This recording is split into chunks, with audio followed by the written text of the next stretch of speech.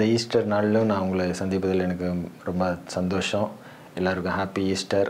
உங்களுக்கு தனிப்பட்ட முறையிலும் உங்கள் குடும்பத்திற்கும் ஈஸ்டர் நல்வாழ்த்துக்களை தெரிவித்துக் கொள்வதில் எனக்கு ரொம்ப மகிழ்ச்சி. இந்த நாளில் ஒரே ஒரு சின்ன காரியத்தை மட்டும் உங்களோட ஷேர் பண்ணிக்க நான் ஆசையாக இருக்கேன். ஏன்னா இந்த நாள் நம்ம ஆண்டவர் உயிரோடு எழுந்த நாள். இது நம்ம கிறிஸ்மஸை விட ரொம்ப ரொம்ப நினைவு கூறப்பட வேண்டிய ஒரு நாள். ஆனால் இதில் நீங்கள் ஆண்டவர் உயிரோடு எழுந்துட்டார் அப்படின்னு நினச்சிட்டு நீங்கள் கொண்டாடினீங்கன்னா அது ஒரு பெரிய சந்தோஷப்படுத்துகிற ஒரு விஷயம் கிடையாது. ஏன்னா அவர் சர்வத்தையும் சிருஷ்டித்த ஆரம்பம்னு ஒன்று ஆரம்பிக்கிறதுக்கு முன்னாடி ஆரம்பத்திலே இருந்த அவர் மறுபடி பூமிக்கு வந்து அவர் பரமேறி போகிறதுன்றது அது நம்மளுக்கு ஒரு பெரிய நம்பிக்கையை கொடுக்காது, ஒரு சந்தோஷத்தை கொடுக்காது. ஏன்னா அவர் மேலே இருந்து தான் வந்தார், திருப்பி பரமேறி போகிறார் அப்படின்றது நம்மளுக்கு நான் ஆராதிக்கிற தேவன் உயிரோடு எழுந்தார் அப்படின்றது சுவிசேஷம் கிடையாது.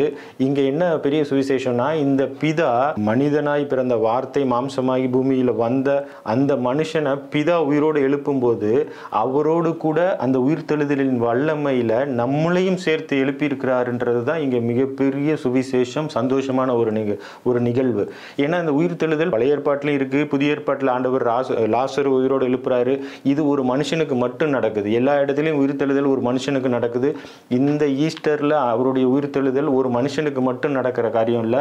இந்த மரணம் ஒட்டுமொத்த மனுஷனுடைய மரணத்தையும், இவருடைய மரணம் மொத்த மரணத்தையே விழுங்கி ஜெயமாய் எழுந்த ஒரு நாள் தான் இந்த ஈஸ்டர். இதில் அவரோடு கூட நாமும் எழுப்பப்பட்டு உன்னதங்களில் அவரோடு கூட உட்காரம் வைத்திருக்கிறார். சகல அதிகாரங்களுக்கும் துரைத்தனங்களுக்கும் மேலாக நம்மளை உயர்த்தி எல்லாவற்றையும் கீழ்ப்படுத்தி தலையாகிய கிறிஸ்துவுக்கு சரீரமாகிய சபையில் நம்மளையும் இணைத்து வைத்திருக்கிறார். இதுதான் இதில் மிகப்பெரிய நற்செய்தி.